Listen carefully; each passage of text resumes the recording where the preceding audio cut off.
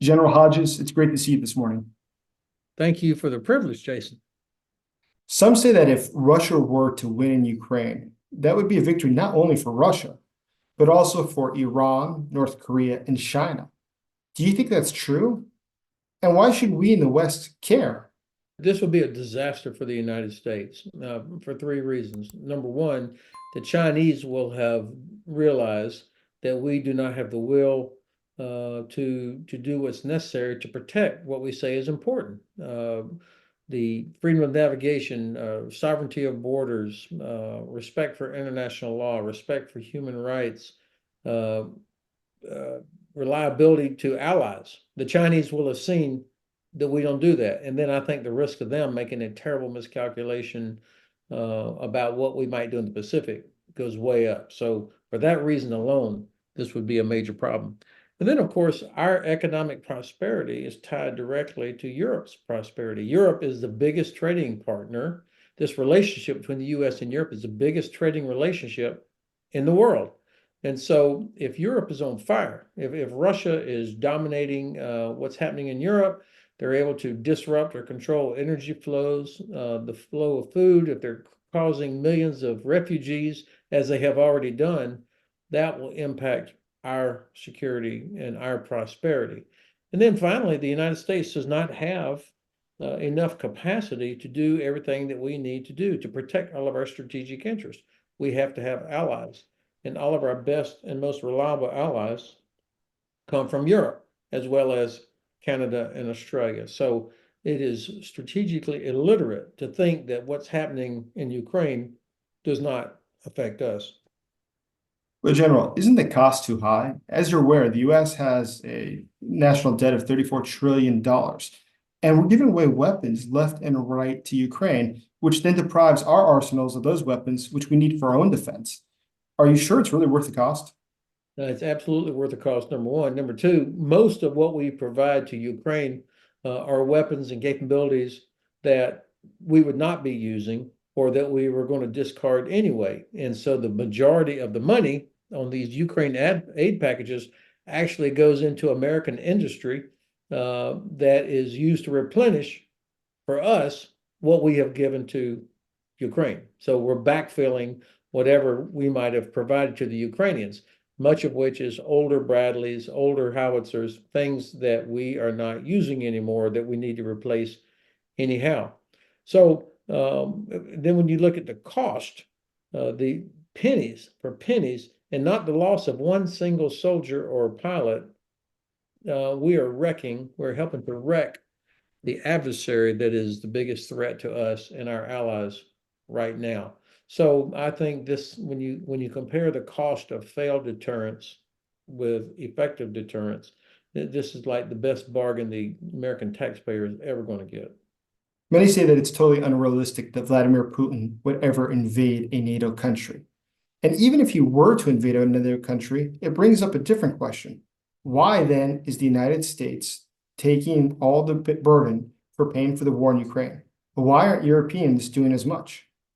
So, of course, it doesn't all fall in the United States. Europe is providing more in the aggregate than is the United States to the defense of Ukraine. Countries like Estonia have provided a much greater share of their GDP to Ukraine than has the United States. They've given all of their howitzers, for example, and numerous other countries in Europe are providing significant amounts of their own equipment, or they're contributing finances to help pay for ammunition. So that's not true that somehow the U.S. is doing all this. It's not even close to being true.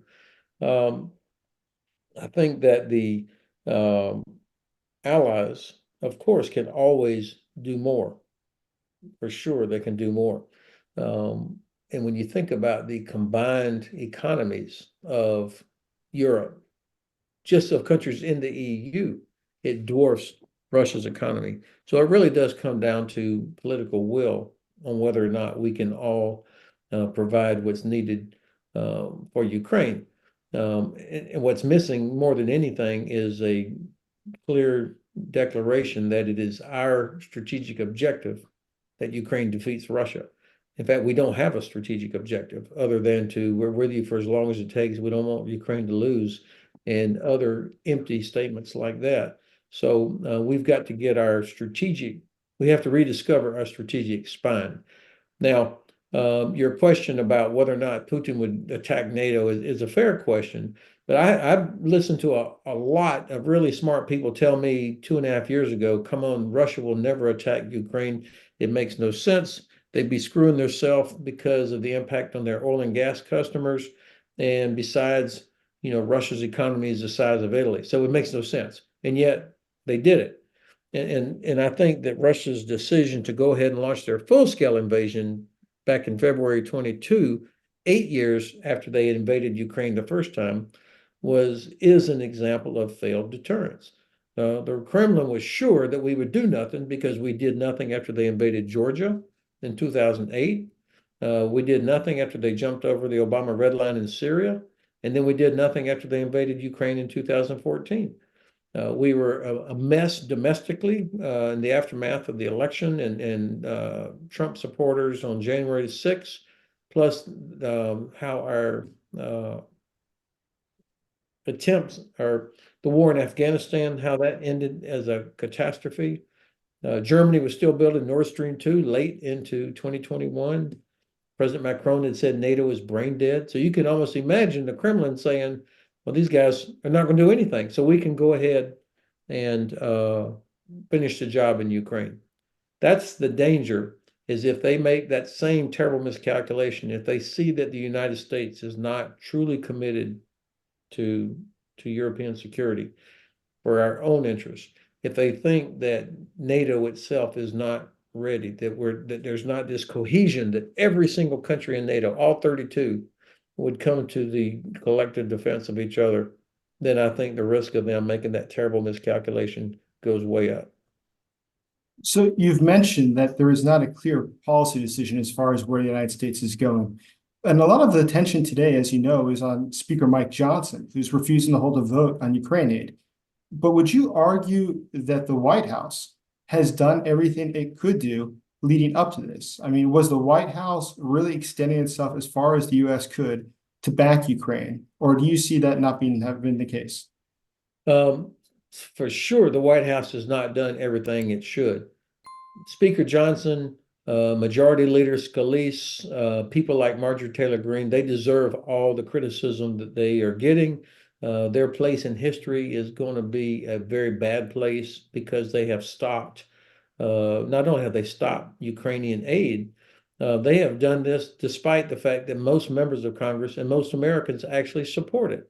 And they've done it, of course, for domestic political reasons, under enormous pressure from former President Donald Trump. So they deserve all the criticism that they're ever going to get, and they're a terrible place in history. Having said that, the White House has failed to clearly identify what our strategic objective is. What is the end state that we want to achieve? And because they've done that, they not only have they failed to develop effective policies that help achieve what we need, which is Ukraine defeating Russia, they also have left the door open to these a minority in the Congress to say, no, our borders are much more important, or why are we doing all this? And parroting Kremlin talking points. And of course, recently, Chairman Mike Turner and Chairman Mike McCall, senior Republican leaders from the U.S. Congress, have said big chunks of the Republican Party are infiltrated or under the influence of the Kremlin, and that Marjorie Taylor Greene in particular uses Kremlin talking points. So the failure of the president to make the case to the American people has enabled a small number of Republicans to block what is in the best interest of the United States through a false narrative. So when you look at the situation overall, you mentioned that the White House has had some failings. And it's a lot of the people working in national security today in the Biden administration who formerly worked in the Obama administration when the initial invasion of Ukraine began. You've worked with a lot of these people. What do you think they get wrong about this situation? Some people have identified that there's sort of, let's say, a hubris amongst those who come from the civilian sector, who have not worked with the military, that don't understand the capacity of the military or the institution of the military as a whole. Well, of course, the blame for our inability to deal effectively with Russia is spread across Republican and Democratic administrations. I mean, you remember George W. Bush said he looked into Putin's eyes and saw his soul. And then we did nothing after the soulless Vladimir Putin invaded Georgia. So there's Republican as well as the Obama administration, the Trump administration couldn't find, well, let me say it differently. Lots of talented people in all of these administrations, but the president, whether it was Bush or Obama called Russia a minor regional power. What a severe misunderstanding of who and what Russia is. Trump saw them as somebody he thought he could deal with or wanted to deal with, like this was the 18th century. The only positive thing he ever did with Ukraine was to support providing Javelin. And then, of course, he tried to get President Zelensky to intervene somehow to help him win an election against Joe Biden. So, just a consistent failure of realizing that Russia is at war with us. And this has happened at multiple levels. Russia is at war with us. And that until we crush them and defeat them, they're always going to be the same. When Putin's gone, it'll be another person like Putin. Secretary Austin, if you remember, he gets it. After the first meeting of the Ramstein Contact Group, if you remember, when he came out of that thing, he said, we're going to help Ukraine win. We're going to beat Russia, and we're going to hurt them so bad that they'll never do this again. You can be sure he got smoked after that because he never said anything close to that again 2 years later. So I think that people are naive. When I was the commander of U.S. Army Europe, I got a call from the J5 at U.S. European Command, my higher headquarters in Stuttgart, and they said, hey, Susan Rice, National Security Advisor, says you can know me, Ben Hodges, I can no longer go to Ukraine without her permission because she thought I was being too provocative, that while I was going into Ukraine, and this would have been back in 2014, 15, 16, when we were, 15, 16, when we were helping to train Ukrainians, my presence there was seen as provocative. I mean, the Russians must just laugh when they hear shit like that. I mean, it's incredible to me. So until we realize that they are at war with us, that doesn't mean kinetic necessarily. Russia's always at war. They use the full range of everything from threats, nuclear threats, to disinformation, to violations of international law, shipping, disrupting freedom of navigation, bypassing sanctions. Obviously, I'm sure you watched yesterday, 3 Ukrainian soldiers executed, video of that, every day attacking civilian targets. They don't care. And until we realize that, there's nothing that we do that provokes them except our weakness. And when we confront them with strength and determination, of course they'll complain, it's a violation and all this nonsense, but they don't do anything about it. So we've got to stop running scared. What a terrible signal we send to China, North Korea, Iran, when we stop and hesitate just because Russia mentions they might use a nuclear weapon. I mean, for the Russians, they're not going to use a nuclear weapon. They don't have to, because they see that their nuclear weapons are actually more effective when they don't use them because of how we hesitate. That the whole approach by the White House right now seems to be whatever it takes to avoid escalation. That is guaranteed to lead to eventual escalation because it just makes this war go longer and longer. More and more people are dying that should never have to die. So, General, let me ask a different question. If you were sitting at 1600 Pennsylvania Avenue in the White House and you were making the decisions, what would you be doing differently? Well, step one, job one, is to say to the Kremlin, it is our strategic objective that you are defeated, that Ukraine ejects you back to the 1991 border, to the sovereign, internationally recognized sovereign border that you, Russia, had also recognized over the past decades, that you will be pushed back, and we're going to give Ukraine everything they need to be successful, to win this war, to defeat you and knock you back to the 1991 borders. Number two, by the way, we have thousands of nuclear weapons. So you need to stop threatening the use of nuclear weapons. We have a lot of them as well. And in fact, let me tell you what's going to happen. If you use any tactical nuclear weapons, there will absolutely be catastrophic consequences, things that will hurt you in a significant way. And then the next thing I'm going to do, I want to make sure that not only I'm going to make sure that all the sanctions that are already in place are properly enforced. The sanctions work, but they have to be enforced. And there's too many links. Chinese are bringing in all kinds of components. Ships are sailing out of Russia with grain, stolen grain and oil. And the United States and our allies ought to be able to bring Russia to a halt if using the economic component of our power as well as our military.